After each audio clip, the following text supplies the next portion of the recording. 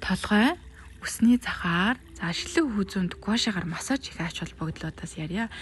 Минь анд гуашаагаа олохлоор зэрэг нүүрэндээ ч хийчихдэг, толгоондоо ч бас хийчихдэг байгаа. Хүрэл учраас маш сайн нөлөөтэй байдаг. Бид нар бол айл эрт дээр үеэс хэрэглэж эхэлсэн байгаа.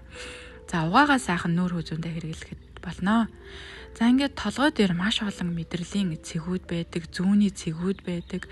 Энэгээрээ бүгдээрээ гуашаагаараа массаж хийгээд, цэгэн даралт хийгээд явчихдаг. Энэ дээр л зөвхөн массаж хийж байгаа. Түрүү гуашаа ихтэй цэгэн даралтаа хийж гисэн байгаа. Үсний захаар ингэж массаж хийж өгснөөр хүчлээнээс сэргийлэх, арсны өнгийг сэргээх үйлчилгээтэй байдаг.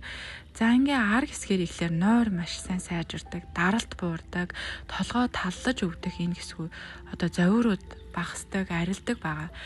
Мөн тархины цусны эргэлт хүчил төрөгч нь сайжирснаар толгой манарах, хүнд оргих байдал арилж, дээрэс нь толгой маш гоё сэргэг болдог. Дээрэс нь анхаарал төвлөрөлт нойр сайжирдаг. Ингэснээрээ үс уналт, үс бууралтах процесс багасдаг байгаа шүү.